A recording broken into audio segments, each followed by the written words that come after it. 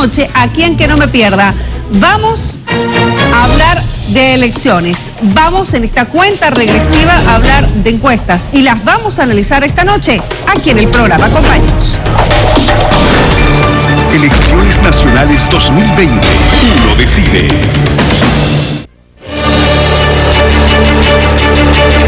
Juan Carlos, esta noche actualizamos la información en torno a la percepción ciudadana, efectivamente, en este momento en el territorio nacional, cómo va a votar la gente el próximo 18 de octubre, cuál es la percepción en este momento, y vamos a comentar y actualizar las encuestas de Focaliza nosotros esta noche. Y vamos a saludar a quienes nos acompañan, tanto desde Santa Cruz como desde la ciudad de La Paz. Primero, quiero saludar esta noche a Edgar Ayala, director gerente de la empresa Focaliza, quien va a compartir con nosotros los datos que actualizaremos en minutos nada más para todo el país. ¿Cómo está, señor Ayala? Buenas noches y bienvenido. Gracias. Muy buenas noches, Cecilia, y bueno, expectantes de querer y mostrarles los resultados que ahora les hemos traído.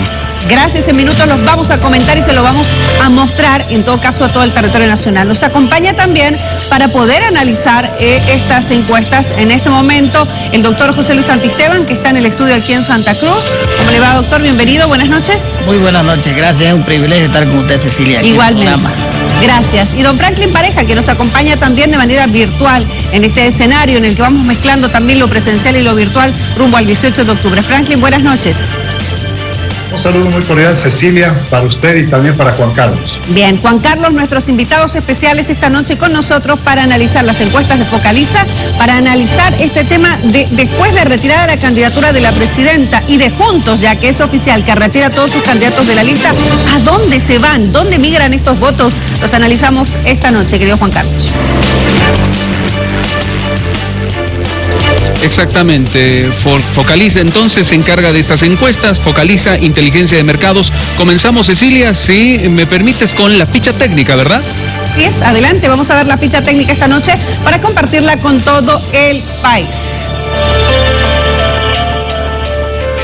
Señora Ayala, estamos viendo la ficha técnica. Ahí está, esta es la ficha técnica entonces de la encuesta que ha realizado Focaliza, la ficha técnica, financiadores, Alianza de Medios, Red ATV, Red 1 de Bolivia, empresa investigadora Focaliza SRL. El objetivo, identificar la preferencia electoral rumbo a las elecciones presidenciales de Bolivia de 2018, universo de estudio, población mayor de edad habilitados para votar a nivel nacional en las elecciones del 18 de octubre. Tamaño de la muestra, 2024 entrevistas. Tipo de colecta, entrevistas presenciales en hogares. Cobertura geográfica nacional sobre áreas urbanas y rurales en los 9 departamentos del país. Método de muestreo probabilístico estratificado y etápico con control de cuotas por edad y sexo en la fase final, tomando como referencia los parámetros del padrón electoral 2019.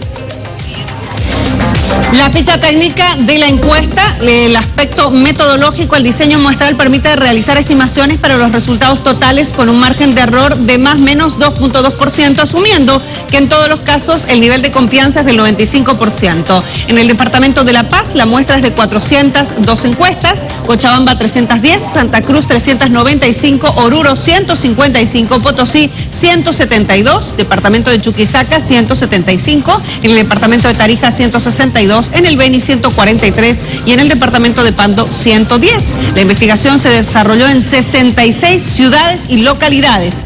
Atención con este dato porque la entrevista o las entrevistas fueron presenciales en hogares y quiero que presten atención a esto, no son entrevistas telefónicas, no es mediante medios digitales, sino es presencial. Un cuestionario de aproximadamente 10 minutos de duración, toda la colecta se realizó con equipos electrónicos, es decir, tabletas y smartphone. Los casos fueron ponderados en función al padrón electoral según totales por departamento y estratos, en este caso poblacionales. Además de controlar las cuotas por edad y género, es probable por el redondeo que algunas sumas no den exactamente un 100%. El periodo de realización de estas encuestas del 14 al 18 de septiembre, decimos horas antes en realidad o días antes de que retirara su candidatura la presidenta Yanine Áñez como candidata a la presidenta por Juntos. Así que le preguntamos al señor Ayala cuál es obviamente de esta ficha técnica los detalles que nos puede brindar para la población. Primero que nada resaltar el tema de que esta encuesta se hizo de manera presencial nosotros desplazamos a todo nuestro equipo de encuestadores a lo largo y ancho del país. Básicamente estuvimos trabajando, como mencionas, desde el 14 al 18 de septiembre, y de pronto es importante resaltar de que nosotros terminamos el día viernes, el viernes pasado, de hacer este levantamiento de información. Entiendo que fueron horas antes de que la presidenta manifieste o ponga en manifiesto el retiro de su candidatura, ¿no? Esto es lo que quería yo dejar en claro, ¿no? Hay dos aspectos fundamentales en este caso, Edgar. Uno tiene que ver con el hecho de que, obviamente, esta encuesta concluyó en todos los hogares que se consultó de manera presencial. Esto es punto número uno, porque creo que ese dato es muy importante. Y número dos, horas antes de que se bajara la candidatura oficial. O sea que lo que vamos a ver más adelante son datos todavía con la candidatura de Yanine Áñez, pero también analizaríamos dónde podría irse el voto más adelante también en este muestreo que les estamos presentando a través de Focaliza y la Red 1 de Bolivia. ¿Sí es, Edgar? Sí, efectivamente, como te menciono, esto se concluyó el día viernes y básicamente la encuesta no tomó en cuenta este aspecto del retiro de la presidenta a su candidatura. O sea que básicamente la fotografía que se tomó seguramente en los próximos días va a tener un cambio que seguramente también vamos a poder apreciarlo en el futuro levantamiento que vamos a realizar, ¿no? Esta encuesta, Juan Carlos y amigos de todo el país, concluyó entonces el viernes pasado. Tenemos consultas desde La Paz para Edgar, que nos acompaña esta noche de Focaliza. Juan Carlos.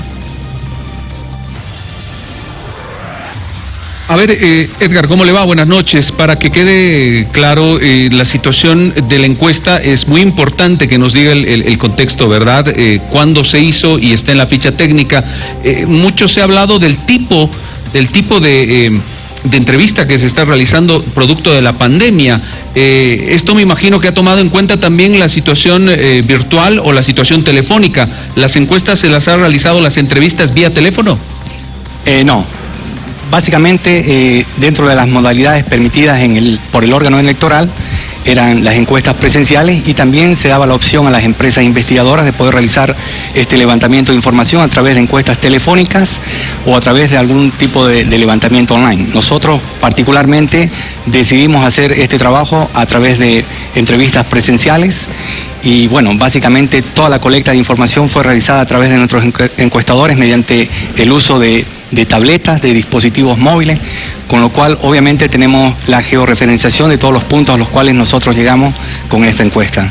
Edgar, tenemos nosotros en la intención de sufragio a nivel nacional, y lo podemos mostrar por favor en este momento, un porcentaje importante de la población boliviana que dice que efectivamente sí va a ir a votar, ¿no? Leamos la pregunta, por favor. ¿Usted está seguro que irá a votar? ¿Probablemente votará? ¿Probablemente no votará? ¿O seguramente no votará? Estas fueron las interrogantes que se realizaron. El resultado es este, Edgar. Sí, efectivamente, se le consultó en una primera instancia a la población si asistiría o no a votar. Básicamente es importante resaltar que, bueno, acá tenemos el seguro irá a votar un 84% y probablemente votará un 8%, ¿no? Lo cual nos deja en un 92% de las personas que afirman asistir el día del sufragio. 92%, me detengo aquí, Juan Carlos y amigos del país, junto a Edgar también de Focaliza. 92% de la población boliviana dice que sí va a ir a votar. Seguro que sí, 84%, probablemente votará 8%, esto en cuanto a la intención de sufragio en todo el país. Y creo que es importante decir esto porque muestra la intencionalidad de la población boliviana, pese a la pandemia, en asistir a las urnas, ¿no? Sí, efectivamente, este es un dato muy importante si nosotros comparamos los resultados que hemos tenido en las anteriores elecciones, el caso, por ejemplo, de las elecciones del 2014 o las del año pasado, del 2019. Básicamente la asistencia de la población al sufragio estuvo rondando el 88 al 90%, con lo cual estamos muy cercanos a lo que estimamos nosotros va a pasar el día de las elecciones. Solo como dato, y antes de escuchar a nuestros analistas, tenemos que Oruro es el departamento donde existe mayor intención de la población en ir a votar. Lo estaba revisando, 91.7% de los orureños han dicho que sí van a asistir, seguro irán a votar. El departamento que tiene más intención de ir a votar. Luego vienen los departamentos de La Paz, Cochabamba, Santa Cruz y así sucesivamente. Juan Carlos, comenzamos con el análisis. Adelante. Pero por favor, gracias Cecilia, estamos con José Santiesteban. ¿Qué le dice, don José, estos datos? Es decir, el porcentaje, de acuerdo a la encuesta, de personas que van a acudir a las urnas, entre los probables y los que sí aseguran que van a ir a votar, 92%. A ver, el primer elemento, buenas noches Juan Carlos, el primer elemento es que hay un porcentaje aceptable porque de ese 84% que dice que va a votar, hay un 6 o 8% que dice probablemente también irá a votar. 8%. Entonces está pensando de que va a tomar sus recaudos de acuerdo a la pandemia y a cómo esté ese día, pero ya supera el 90% de intención de voto y eso es normal en cualquier proceso electoral. Pero quizás en esta época se hubiese pensado que no. Claro, lo que pasa, Cecilia, es que estas elecciones son las elecciones más importantes de los 38 años de la democracia. ¿Por qué más importante? Porque venimos de un proceso de caudillaje y de 14 años consecutivos de una hegemonía de poder y hay la oportunidad obviamente con concluir con esa hegemonía de poder, pero hay la oportunidad también de tener otros órganos mayor diversificados como la Asamblea que en los últimos 8 años pues sí su papel no ha sido muy decoroso, entonces a partir de ahí la intencionalidad de los ciudadanos es doblemente por ir a votar y obviamente establecer un conjunto de sistemas, ¿no es cierto?, muy novedoso y diferente al que teníamos en los últimos 14 años. Bien. Don Franklin Pareja, ¿usted cree que se va a cumplir este porcentaje o será mayor el porcentaje de la gente que el 18 de octubre vaya a las urnas, tomando en cuenta que, de acuerdo a la estadística, el dato más alto de este último tiempo de participación se dio el año 2009, en las elecciones del 2009, casi un 95% de participación en ese proceso electoral? Mira, Juan Carlos, de hecho, tú sabes que las elecciones se han postergado hasta en 2 oportunidades. Primero tenía que ser en mayo, después en septiembre y finalmente va a ser en octubre. El elemento fundamental o la razón fundamental de estas postergaciones era básicamente la imposibilidad material a raíz de la crisis sanitaria. En mayo hubiéramos ido a elecciones quizás con 2,000 contagiados y una letalidad bajísima. Hoy estamos yendo con cerca de 140,000 contagiados. Eso no parece ser un elemento disuasor para el electorado o para la población que entiende la magnitud, la urgencia y la gravedad y lo sensible de esta coyuntura y que solamente se va a poder resolver o descongestionar al menos a través del proceso electoral. En consecuencia, pese al alto riesgo que supone que estamos con un universo importante de contagiados, pese a que aparentemente la curva podría estar en descenso en octubre, lo cual no significa que el riesgo ha desaparecido. Todos esos elementos que son objetivamente muy robustos no son lo suficientemente disuasivos para una población que, repito, entiende que el momento es tan delicado, tan complejo, que la única vía de solución, no como un fin en sí mismo las elecciones, sino como una forma de atravesar pacíficamente esta transición, es acudir. Son sorprendentes los números de 84 que prácticamente ha asegurado que ir, y la propensión de ese 8% es que va a ir a votar, no que se lo está pensando tanto. Pueden haber otro tipo de razones para que esté considerando la probabilidad, pero también tenemos la probabilidad de los que no van a ir a votar, y entonces tienes una reducción y un universo pequeño entre los que probablemente no voten y los que seguramente no voten. Realmente esta elección es inédita por las características. Yo no la compararía al récord que acabas de hacer mención tú, porque las condiciones intrínsecas de este momento son extremadamente complejas, riesgosas, turbulentas, pero la población definitivamente entiende, más allá de la vocación democrática, que la salida a la descongestión es por la vía de las urnas.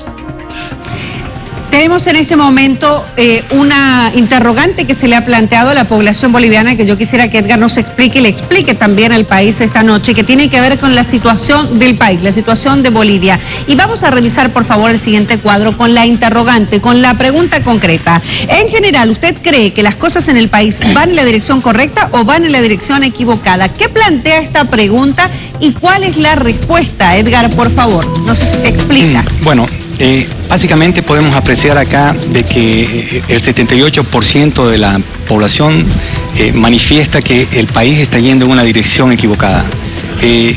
Ese dato nos muestra definitivamente que hay una percepción un tanto negativa de cómo perciben o cómo sienten más bien la situación en el país. Tan solo un 14% considera que vamos en la dirección correcta, y esto lo podemos ver básicamente en las diferentes regiones donde se ha hecho esta entrevista.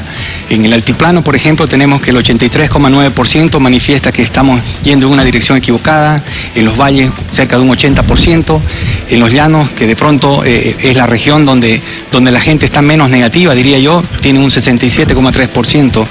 Este dato también se refleja a nivel del grupo etario, tanto en varones como en mujeres, de género como en grupo etario, ¿no es cierto?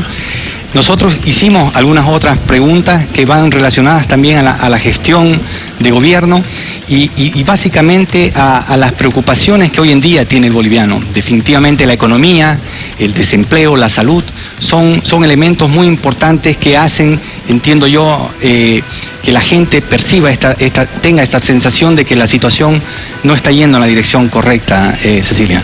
O sea, el 78% de los bolivianos, porque eso también queremos dejar en claro esta noche, se está percibiendo solo la percepción país dentro de Bolivia, ¿no? La pregunta es dentro de Bolivia. Entonces, el 78% de la gente en nuestro país considera que vamos en la dirección equivocada. Así es. Edgar. Sí, efectivamente. Estamos hablando que esta encuesta se hizo a nivel nacional, no está considerando por solo si acaso Bolivia. La votación del exterior. Y básicamente este es una percepción a nivel nacional, ¿no es cierto? Estamos viendo de que la gente definitivamente considera que estamos yendo en una dirección errada, equivocada en este caso. Bien.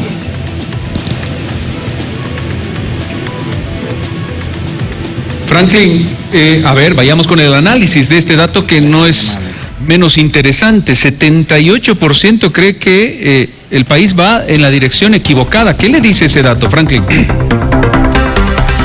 Primero que aquí está la justificación de por qué hay un importante universo de electores que va a asistir precisamente al día de la elección. Estábamos hablando de 84% hace un momento. Si la mayor parte de la población, un 78%, considera que se está yendo en dirección equivocada, eso significa que múltiples factores están incidiendo en el ánimo y sensación de la población y que por eso se correlaciona este dato con ese dato de 84%. Es decir, hay coherencia entre el pensamiento y la decisión. ¿Cuál es el pensamiento? Que no estamos bien. ¿Y cuál es la decisión? Asistir a votar para tratar de subsanar o revertir esta situación o este estado de situación negativo. Eso te demuestra que la consistencia de la primera pregunta se justifica o se ratifica con este dato. Pero ¿qué es lo que podría estar mal? Esta es la parte que quizás deberíamos profundizar un poco. De hecho, nosotros no solamente estamos viviendo un momento de anomia institucional porque todas las autoridades están fuera de plazo constitucional. Las elecciones han sido postergadas, no solamente las nacionales, sino las subnacionales. La profundización de la crisis económica y la recesión se está sintiendo. El tema de la salud ha develado y ha desnudado nuestra fragilidad y nuestra incapacidad de gestión. Las conductas y las prácticas, porque cuando dice estamos yendo en la dirección equivocada, ¿a qué se refieren? ¿A qué periodo se refieren? ¿Al periodo del señor Morales? ¿Al periodo corto que ha tocado asumir a la señora Yanine Áñez? Generalmente en las encuestas, la sensación del encuestado es del último momento. Entonces, como las prácticas aparentemente se han repetido y no ha habido modificación sustantiva de las prácticas del anterior gobierno, realmente la sensación corta, en la memoria corta, es determinante y estos son elementos que motivan a tomar una decisión de asistir aún a pesar del riesgo que supone el tema de la pandemia. Entonces hay una sensación de malestar ciudadano que está precisamente siendo el factor, el principal que motiva al elector a acudir a las elecciones.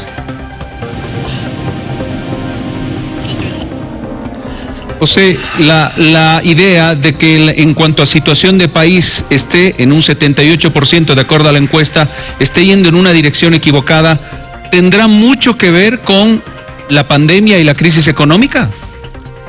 A ver, veo la culminación de tres elementos. El primero es la variable de la crisis política iniciada en octubre del 2019 y que todavía no ha tocado fin. Es decir, la gente está muy entusiasmada en ir a votar pensando de que la crisis política, ¿no es cierto?, puede haber un viso de solución con un nuevo gobierno. El segundo elemento veo el tema de la pandemia. Es decir, la pandemia que ha agravado la crisis económica. Y el tercer elemento que veo es el tema de la gestión de gobierno. Es decir, hay un cúmulo, no nos olvidemos que ya falta un mes para que cumpla, un mes y poco más para que cumpla un año el gobierno, y no siente, o sea, que hay una dirección adecuada. Entonces, a partir de ahí, el ciudadano, ¿no es cierto?, a fin de nueva pandemia y estar sumergido en una nueva pandemia, ha aceptado ir a las elecciones. Y estoy seguro de que probablemente hubiera aceptado hasta el 6 de septiembre. Pero el tema de fondo es que no veo otra solución que tener otro gobierno frente a la gestión, ¿no es cierto?, del actual gobierno de transición. Y yo creo que eso ha sido uno de los elementos, o sea, el aplazamiento del actual gobierno ha sido uno de los elementos centrales para la bajada de la candidatura. Entonces son tres elementos acumulados que obviamente el ciudadano espera que a partir del 18 de octubre otro gobierno pueda tener otra visión y pueda solucionar los problemas de la gente y del país. Muy bien, nosotros vamos a pasar, creo, en este momento a una de las preguntas que considero fundamental, y creo que el país lo va a considerar de esta forma, y Edgar nos va a explicar por qué. Porque hasta la semana pasada, en el territorio nacional, habían 8 candidaturas. Una de ellas se bajó el viernes pasado, y es la candidatura de Juntos. Con la bajada de la candidatura de la presidenta Yanine Áñez, bajan todas las otras candidaturas que venían en la lista junto con ella, es decir, todos los otros candidatos. Una de las interrogantes que planteó, en este caso Focaliza, en estas encuestas en todo el país, Edgar, fue esta pregunta que viene a continuación, la migración del voto. Y la pregunta concreta era, y aquí la tenemos, si por alguna razón su candidato dejara de participar en las elecciones, ¿por cuál otro candidato usted votaría? Edgar, esta interrogante se hizo en todo el país y aquí se plantea, si no participa un candidato, ¿a dónde migraría este voto? ¿Así es? Efectivamente, de pronto resaltar, Cecilia, dentro de la normativa que hay en el órgano electoral, hoy te piden que hagas tú la intención de voto y que adicionalmente se haga una proyección del voto. Para eso nosotros preparamos una batería de preguntas que nos permitan calcular un índice de afinidad, y dentro de esta batería de preguntas también incluimos este escenario, ¿no? El escenario hipotético en el cual algún candidato no participe. ¿Cuál era esta segunda alternativa? Aquí podemos ver los resultados, por ejemplo, y nos encontramos ante una situación que en ese momento era hipotética y hoy es real. Hoy es real. Ya no está participando la señora Yanine Áñez. Hay que recordar, bueno, no hemos visto esta lámina, pero hay que recordar que en la intención de voto que nosotros obtuvimos a nivel de esta encuesta nacional, encontramos de que básicamente el señor Arce tenía el 28,7% de la intención de voto. Esto incluye los blancos, nulos, no sabe, no responde. El señor Mesa 19,7%, Luis Fernando Camacho 10,2% y la señora Yanine obtenía el 7,8% de la intención de voto a nivel nacional. En el hipotético, bueno, hoy real, caso de que ella se baja de la candidatura, ¿qué pasa? Tenemos un 7,8% de los votos que se supone se van a redistribuir. En el ejercicio que hicimos podemos ver, por ejemplo, que de este 7,8% de los votos, un 24,5% se irían básicamente, bueno, en realidad 47% al señor Mesa, ¿no es cierto?, dentro de los porcentajes más elevados, y un 24,5% se iría al señor Luis Fernando Camacho, dentro de los más importantes. Hagamos una pausa ahí, Sí, Edgar, claro. por favor. Entonces, los votos, esto era hipotético, pero hoy es real. Ustedes preguntaron, si no estuviera su candidata Yanine Áñez, ¿usted por quién votaría? Los votos se irían, ¿en qué porcentaje? ¿7? ¿Cuánto? ¿7? Estamos hablando del 7,8% de la votación de la señora Áñez. ¿Cómo se distribuiría este 7,8%? ¿A dónde se irían estos votos? Aquí hay algo que es importante resaltar. Nosotros en este cuadro lo que estamos mostrando es la distribución de este 7,8%. ¿Eso qué quiere decir? Que básicamente el 47% de ese 7,8% se irían en este caso al señor Carlos Mesa. el 24,5% de los votos de Yanine Áñez se irían al señor Luis Fernando Camacho. Dos aspectos muy importantes que resaltar. ¿Cuál es, Edgar? El primero, que estamos hablando de datos nacionales, ¿no es cierto? ¿Cuánto representa este 7,8%? O en este caso, ¿cuánto representa este 47% de los votos que tendría el señor Carlos Mesa? Es decir, ¿con cuánto se beneficiaría él a nivel nacional? Estamos hablando básicamente que él obtendría 3,7 puntos porcentuales por encima de lo que hoy tiene. ¿Eso qué quiere decir? ¿Perdón? 3,7%. 3,7% más de los votos que tiene actualmente. Atención para nuestros analistas. Exactamente. Muy bien. El 47% en realidad, si vemos la votación nacional, podría representar para el señor Mesa básicamente 3,7%, lo cual elevaría la votación del señor Mesa a 23,4%. Bien. Hoy está él en 19,7% en la intención de voto, ¿no es cierto? ¿Qué pasa con el señor Camacho? El señor Camacho, a nivel de la distribución de votos, tiene un 24,5%. ¿Esto qué quiere decir? Que a nivel nacional, el señor Camacho se podría beneficiar con 1,9% adicionales a los que hoy tiene, es decir, el 10,2%. Esa es básicamente la composición de los votos. O sea, aquí es muy importante no solamente analizar este dato porcentual de lo que representa esta alternativa de votos, sino que hay que considerar también el peso que tiene, en este caso, la votación de la candidata Yanine Áñez. Que bajó su candidatura. Ahora, Edgar, dos interrogantes que tengo en relación a esto. Una es muy puntual y para cerrar un poco la idea. La mayoría de los votos de Yanine Áñez entonces se irían para Carlos Mesa, de Comunidad Ciudadana. Efectivamente es así. Bien. La votación, básicamente, él podría obtener estamos hablando de un 3,7% a nivel nacional que podría obtener el señor Carlos Mesa. Bien, ¿y para Luis Arce? Se quedaría él con 1,9% del voto nacional. O sea, pero quiere decir que de la gente que votaría por Yanine Áñez, ¿alguien migraría su voto para Luis Arce del MAS? No. Perdón, no entendí la pregunta. De la gente que iba a votar por Yanine Áñez y que ahora no va a votar por ella porque no está en la candidatura, ¿votarían parte de este electorado por Arce o no? Sí, claro que sí. Básicamente tenemos que por el señor Luis Arce, ¿no?, un 5,4% de ese 7,8% que manifestaba su intención de voto por la señora Áñez va a votar. ¿Esto qué representa a nivel nacional? Básicamente estamos hablando de un porcentaje muy pequeño, 0,4% a nivel nacional, que son los votos que podría captar el señor Arce. Entonces tenemos así, la mayoría de los votos de la candidata que se bajó hoy presidenta del país, Yanine Áñez, serían para Carlos Mesa, seguido de Luis Fernando Camacho, y más abajo viene Luis Arce. Claro que es un dato no menor, que hay gente que efectivamente no votará por Yanine Áñez, pero sí, ahora porque no está, pero sí migraría este voto para Luis Arce. No es un dato menor, creo, aunque el porcentaje no es mayor. Le pregunto a Juan Carlos, obviamente, bueno, le paso la posta a Juan Carlos para que hablemos con nuestros analistas. Exactamente, porque el dato es real, Cecilia, el dato es real. A diferencia de las otras candidaturas, que es hipotético, el dato de Yanine Áñez ya es un dato real y muy interesante. Es decir, a grosso modo, y comienzo con José, por favor, para el análisis, del 7,8% que de acuerdo a la encuesta obtendría como primera opción Yanine Áñez, ya no está más, entonces lo que interesa es el otro dato, la segunda opción. 47% de ese 7,8%, es decir, casi la mitad, sería para Carlos Mesa, y un 24,5%, casi un cuarto de la votación para Luis Fernando Camacho. ¿Qué le dice esos datos? Doctor Santisteban. A ver, lo que veo primero es que hay que focalizar y territorializar el voto que tiene Yanine Áñez. Yanine Áñez tiene incidencia en Santa Cruz, en Tarija y en el Beni, y un poco más en Pando, es decir, la denominada media luna.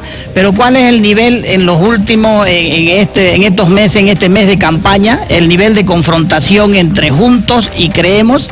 Yo creo que es eso lo que produce cierto rechazo de la gente de Juntos frente a Creemos. Entonces, a partir de ahí se puede colegir lo que se está mostrando en las encuestas. Sin embargo, veo mucho más afinidad entre los ciudadanos que podrían apoyar a Yanine Áñez, que ahora que no está, frente a Camacho. ¿Por qué? Porque hay afinidad incluso hasta entre programas que en la media luna está diseñado, o sea, el programa de las autonomías, es decir, que Cuando uno mira, por ejemplo, en el Beni primero había un virtual empate entre el MAS y Yanine Áñez, y estaba después Mesa y está Camacho. Entonces, a partir de ahí, yo creo que va a haber una distribución mucho más equitativa entre Mesa y Camacho en todo lo que Yanine Áñez tenía influencia en Santa Cruz, en Tarija, reitero, en Beni y un poco más en Pando.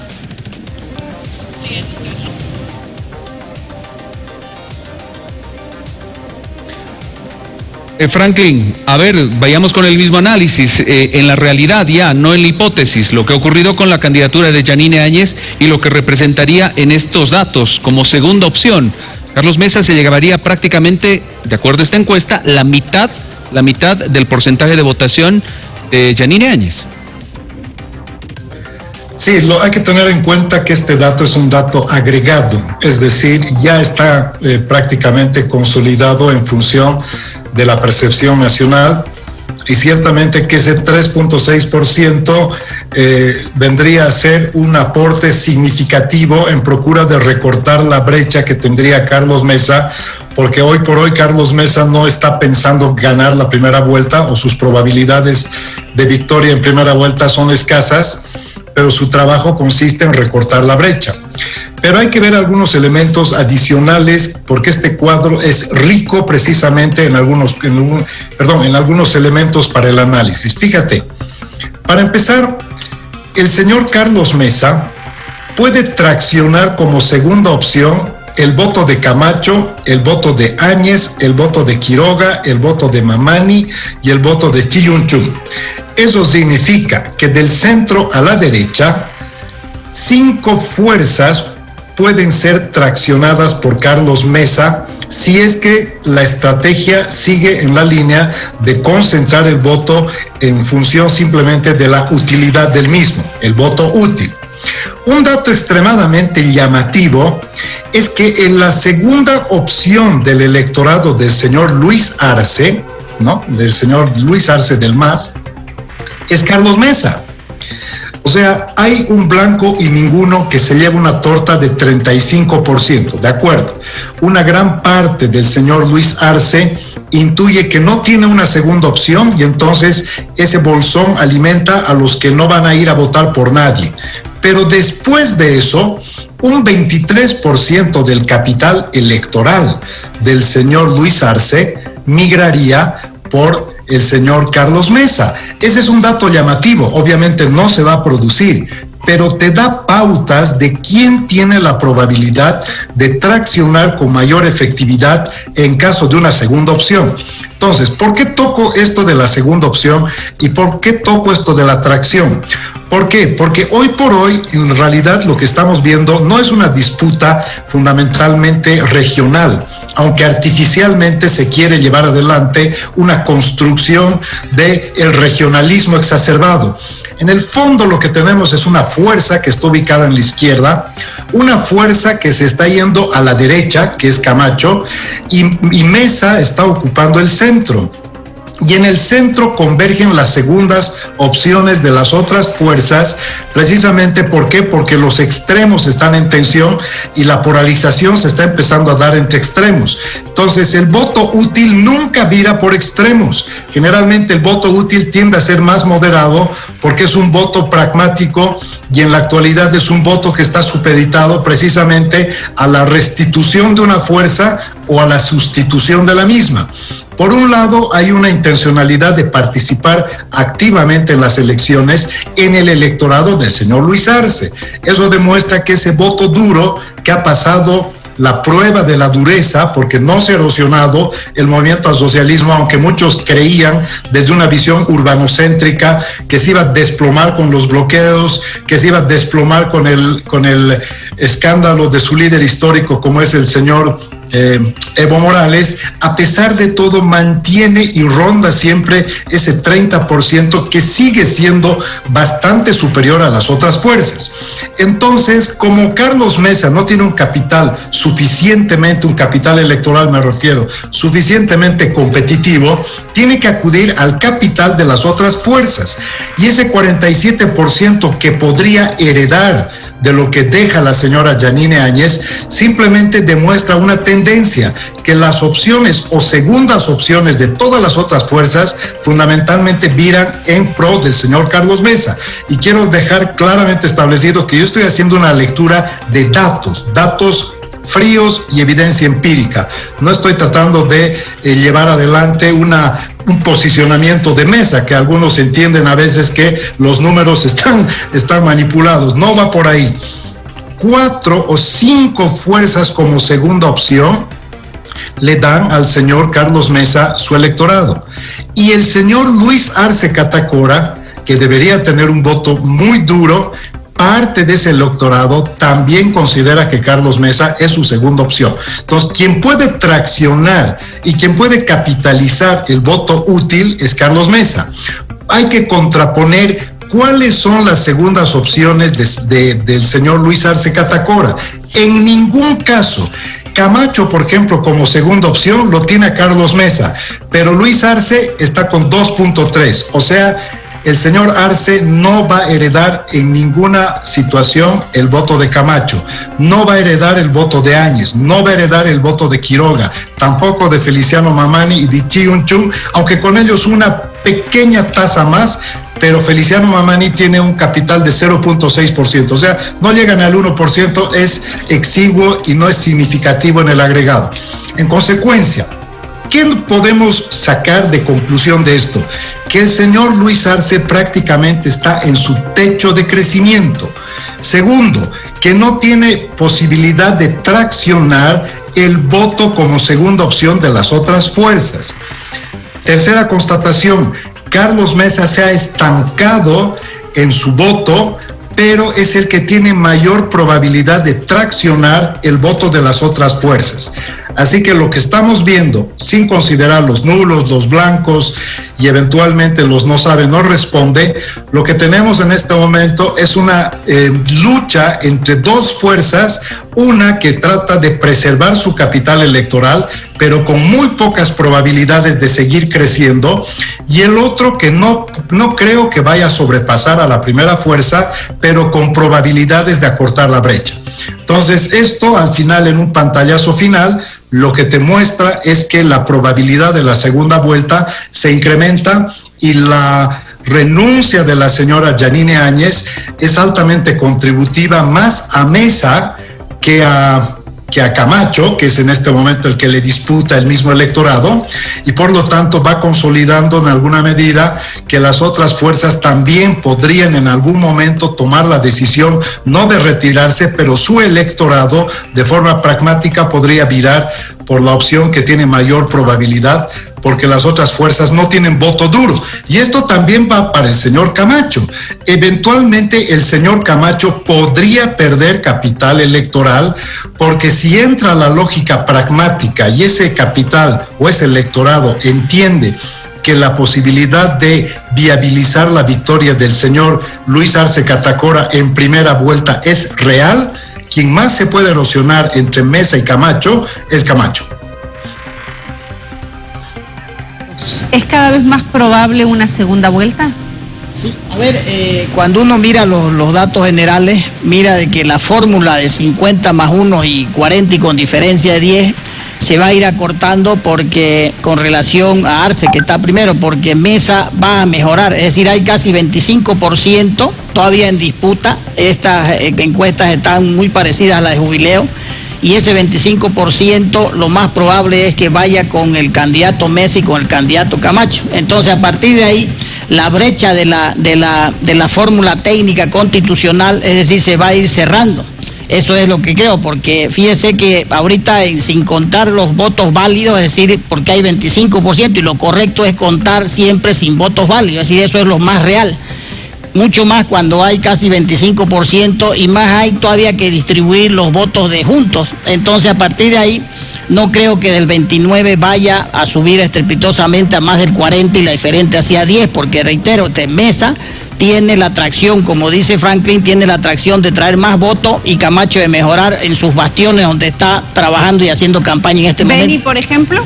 Por ejemplo, en Beni, por ejemplo, en Santa Cruz, ¿no? Que no es despreciable los 19, 13, 15% que tenía juntos, y también en Tarija y un poco en Pando, ¿no? Entonces la mejora va a ser sustancial de Luis Fernando Camacho, como también de Mesa. Entonces eso se va acortando la posibilidad de que el MAS se vuelve muy difícil que el MAS gane en primera vuelta.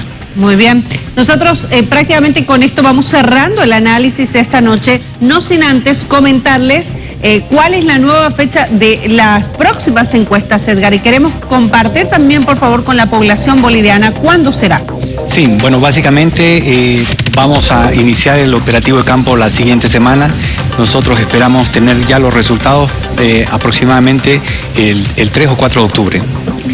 ¿Cuándo serán presentados?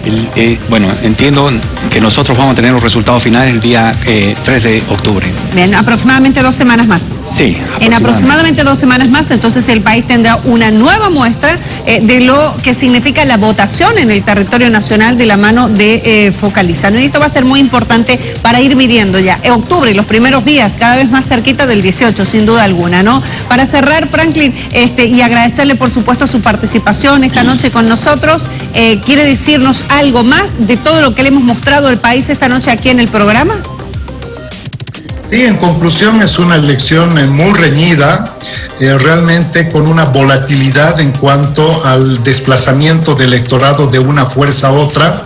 Ciertamente que el señor Camacho tiene un voto cada vez más arraigado en su persona, es decir, él no tiene voto útil, sino está construyendo un liderazgo.